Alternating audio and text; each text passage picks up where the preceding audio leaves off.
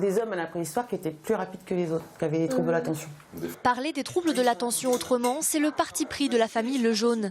Sur la fratrie de 4 enfants, Marie a du mal à se concentrer à l'école et Louis est un enfant 10. 10 pour dyspraxique, dysorthographique et dyslexique. Il a du mal à lire et à écrire, un handicap dans la vie de tous les jours, mais surtout à l'école. J'ai des troubles de l'attention. À l'école, j'arrive pas à me concentrer.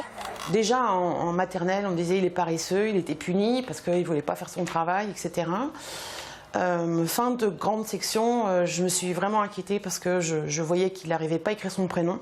Et pourtant, on dessinait à la maison, on dessinait, je lui faisais écrire son prénom, on faisait de la peinture, beaucoup d'activités manuelles. Et lui, je voyais que, en fait, il refusait ces activités-là. Rapidement, le malaise et l'incompréhension s'installent entre l'enfant et ses parents qui ne savent absolument plus quoi faire. L'échec scolaire s'intensifie jusqu'au jour où l'enfant rencontre un professeur alerté par ses problèmes ou un professionnel de santé qui pose enfin le diagnostic. La première phase de la guérison, c'est comprendre comment on est et ensuite de résilier le contentieux avec l'école.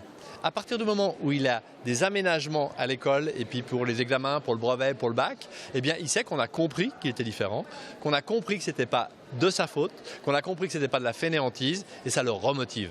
Il reste dyslexique, il reste avec ses troubles de l'attention et tout, mais il y a des aménagements pédagogiques qui vont l'aider d'avancer et pendant ce temps-là se mettent en place toutes les rééducations orthophoniques, psychomotes, psychologiques, etc. Et surtout, on réhabilite l'enfant. On lui dit que lui, c'est quelqu'un de formidable, avec des difficultés, que ce sont ces difficultés qui sont difficiles à supporter, mais pas lui, et que lui, on va l'aider.